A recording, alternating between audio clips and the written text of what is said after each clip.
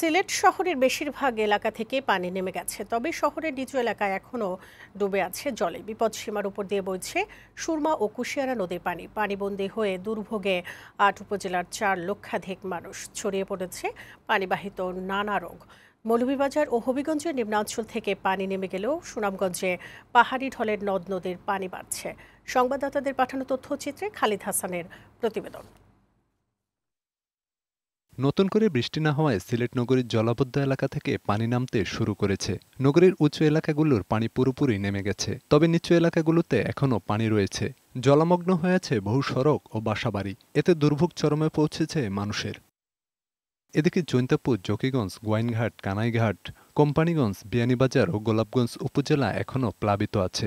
ভারী বৃষ্টির সাথে উজান থেকে নেমে আসা ঢলে পানিবন্দী অবস্থায় এক সপ্তাহ ধরে দিন কাটছে ৮ উপজেলার ৪ লাখের বেশি মানুষের। পানি বর্তমানে স্থিতিশীল আছে, কোনো বাড়েও নাই, কমে নাই। রোদ উঠছে, জানে একটা শান্তি আইছে। কালকে তো আর জানাই শান্তি আসিল না। পাহাড়ি ঢলের তোড়ে রাস্তাঘাট ও ফসলের ব্যাপক ক্ষতি হয়েছে। দুর্বিষহ হয়ে উঠেছে প্লাবন কবলিত মানুষের দিন। বেড়েছে নানা রোগবালাই। পানি উন্নয়ন বোর্ড জানিয়েছে, সুরমা ও কুশিয়ারা নদীর পানি এখনও বিভিন্ন পয়েন্টে বিপদসীমার উপর দিয়ে বইছে। ভারী বৃষ্টি না হলে পানি কমার আশা করছেন তারা। এদিকে মৌলভীবাজার ও হবিগঞ্জের নিম্নাঞ্চল থেকে পানি নেমে গেছে, তবে সুনামগঞ্জে পাহাড়ি ঢলের নদ নদীর পানি বাড়ায় বন্যার আশঙ্কা করছেন স্থানীয়রা। ডেস্ক রিপোর্ট, বৈশাখী সংবাদ।